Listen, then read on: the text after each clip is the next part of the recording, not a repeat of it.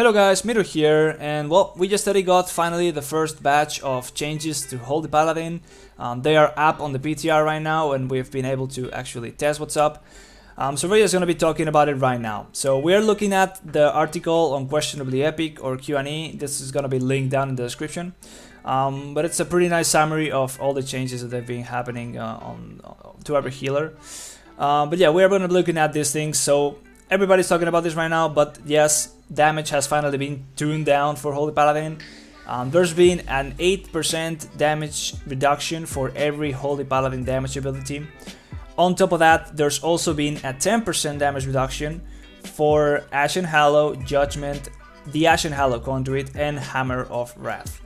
Now, this has been calculated to be about a 15 or like 13 to 15% DPS decrease, which overall is not that bad, especially if you consider being Kyrian, which it's not affected by Ashen Hallow nerf. So all in all, this is nothing to be worried about. Holy Paladin is still gonna be really ahead of every other healer. So I've just gone ahead and done a really simple calculation here, but if we go and we look at this is the graph for a very rough comparison of the damage of every healer for Castle Nathria for 90 percentile on Mythic. So if we go by this and we see that Holy Paladin is got a 34.04 score, well, we just subtract 15% from that and we end up with a score of about 29%. So it's not even a percent, it's just a score.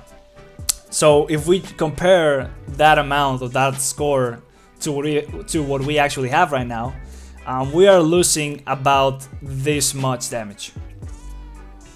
Yeah, we are still miles ahead of everything else, so it is pretty ridiculous. It's nothing to worry about. Damage wise, Holy Paladin is still busted. Now, there's also been a couple more changes which are actually pretty interesting. Namely, it's been the change to Infusion of Light. So Infusion of Light hasn't been changed in quite a bit. I mean, it's been tweaked, but those changes haven't really made it so that it's something that we think about anymore. It's been like this pretty much since Uldir, and I mean, this is an interesting step forward. So now Holy Light will generate 1 Holy Power when you consume Infusion of Light with Holy Light. So people are saying that this is gonna be forcing Holy Paladin into a hard casting situation. It's not gonna be melee anymore. This is completely false. Like, the fact that Holy Light now is able to generate 1 Holy Power doesn't mean shit. It's an addition that gives a choice, and it's gonna come down to math and to try and testing to what the best playstyle is gonna be. So if anything, this is just another thing that you need to be aware of. It's another option that you have rather than casting Crusader Strike, which we're gonna get into with some of the changes to Crusader Strike as well as Crusader Smite. So this doesn't mean that we're gonna be having to hardcast. It just means that that is now an option. Now it's not something that you gotta consider. Now, as I said, there's been some changes to Crusader Strike as well. Namely, there's been a 200 mana increase cost for Crusader Strike. So before it was 900, or that's what it is in live right now. On PTR, this has been upgraded to 1.1k. Now, this is a 2% increase, which is quite sizable. Right now, it's already considered a hefty cost for Crusader Strike. What this really means is that we're probably gonna be running lower amounts of haste overall.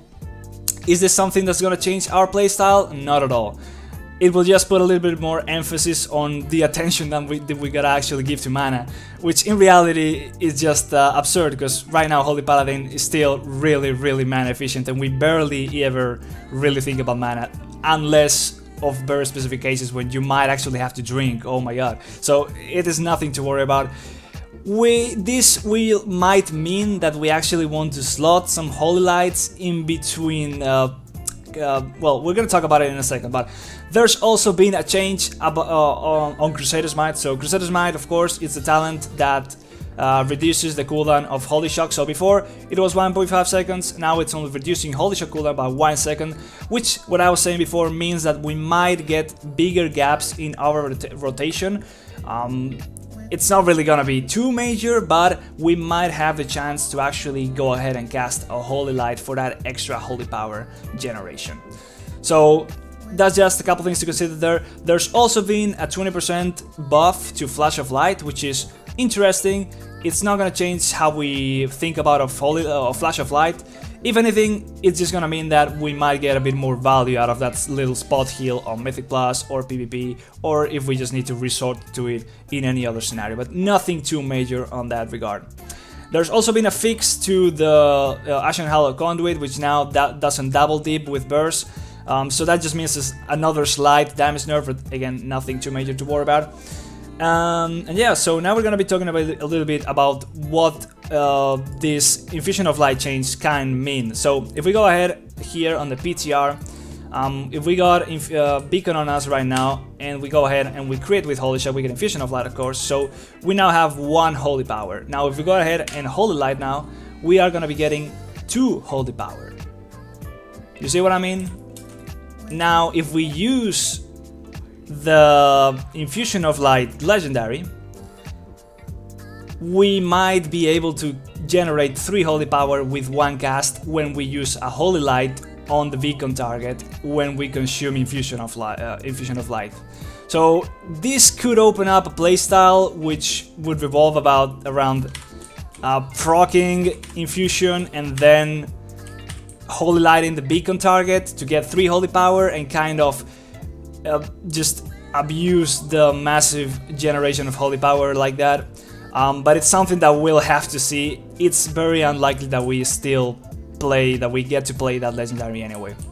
Now, talking about legendaries, of course, there's also been the Panther legendary is now working. It was already working in the previous PTR patch, but might as well talk about it now.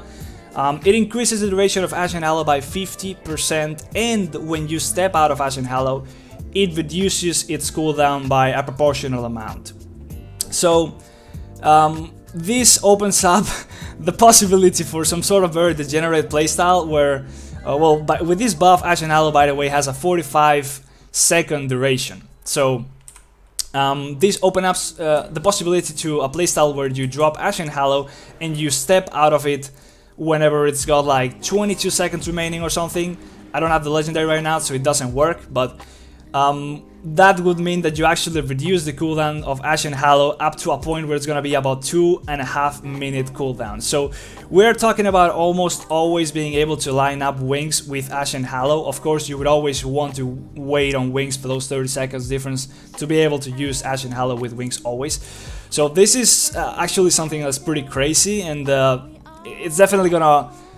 It's probably gonna mean that our overall damage in Mythic Plus is gonna go up, if anything. Despite all the nerfs, the amount of overall that we can do relatively to what we are doing right now will go up in the next patch. Probably. But yeah, that legendary is interesting for rating as well. We'll have to see about that.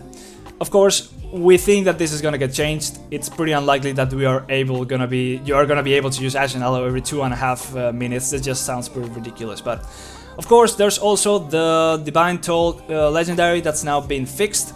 So now this legendary, whenever you cast Divine Toll, it will keep on casting Holy Lights on the target that you use Divine Toll on every 5 seconds from there for 30 seconds. So what this means is it will actually cast 6 extra Holy Shocks on the target of your Divine Toll. This is actually pretty good. It's actually very strong, and it's... I don't know about percentage-wise, but it is stronger than Shock Barrier is right now. Let's say Shock Barrier is about 700, 800, I don't know, 900 HPS just on its own. This legendary could be about 1.7k HPS increase on its own right now. So it is stronger than Shock Barrier.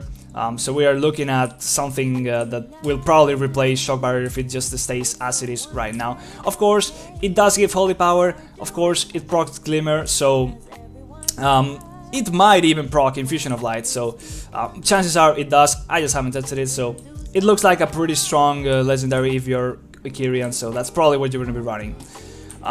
So yeah, that's about it with all the changes, guys. I haven't done any raid testing myself, but I've been talking with people on the Holy Paladin Discord, so If you want to keep on getting into this discussion further, or you got any more questions, of course drop them down in the comments. But if you just want to engage in the topic, you might be interested into getting into the Holy Paladin Discord and just asking out and just talking some random shit with the rest of us. So I'll link the Holy Paladin Discord down in the description as well. But yep, guys, if you enjoyed it, please drop a like, consider subscribing, and I'll keep on doing these videos whenever there's more Holy Paladin updates.